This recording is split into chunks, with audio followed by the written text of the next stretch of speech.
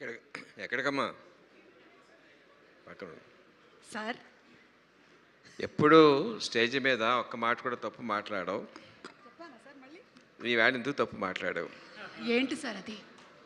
ఈ వేళ తప్పు మాట్లాడావు. ఏం మాట్లాడావు తెలుస్తుందా? ఏంటి సార్ అది? ఇక్కడ సినిమా టైటిల్ పేరేంటి? బ్యాండ్ మేళం. అందరూ చప్పట్లు కొట్టమంటావంటే బ్యాండ్ మేళం కొట్టమని అడగాలి కదా సార్. బ్యాండ్ మేళం కొట్టండి.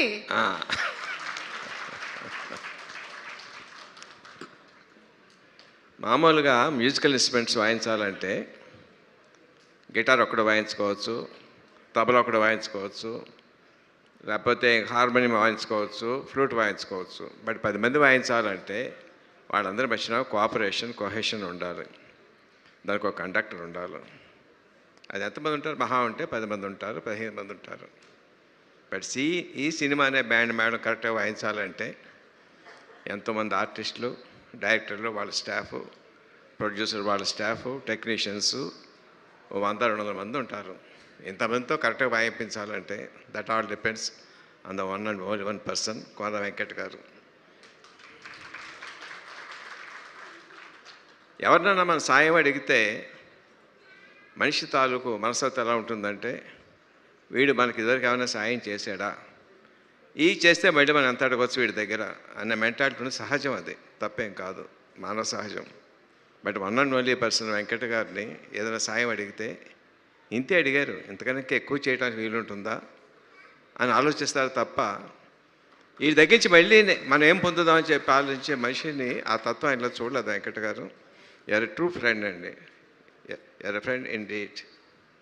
సో అట్లాంటి మంచి మనిషి తాలూకు ఆధ్వర్యంలో చాలా బాగా వచ్చి ఉంటుంది.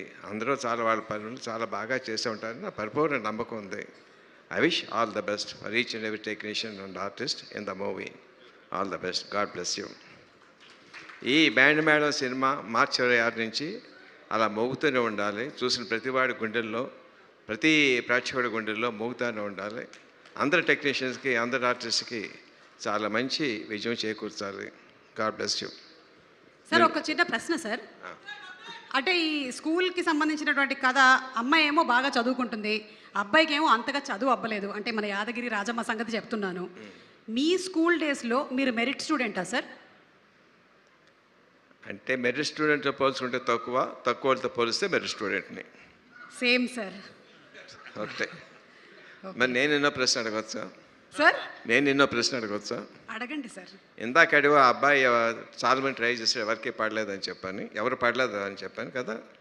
నువ్వెంతమంది అబ్బాయిలు హార్ట్ బ్రేక్ చేసావు? Long ago. ఏమో సార్, యాక్చువల్లీ ఆడేళ్ళలో చెప్పే ఎవరికి అర్థం కాదు. టెలిఫోన్ డైరెక్టరీ అంత లిస్ట్ ఉంది సార్. ఫర్ చేంజ్ నిజం చెప్పావమ్మా. God bless you. Thank you. Thank you sir. Thank you so much. And thank you so much Vijendra Prasad garu. ఈరోజు మీరు ఈ ఈవెంట్కి రావడం, it is really are privilege that having you here, such a legendary writer and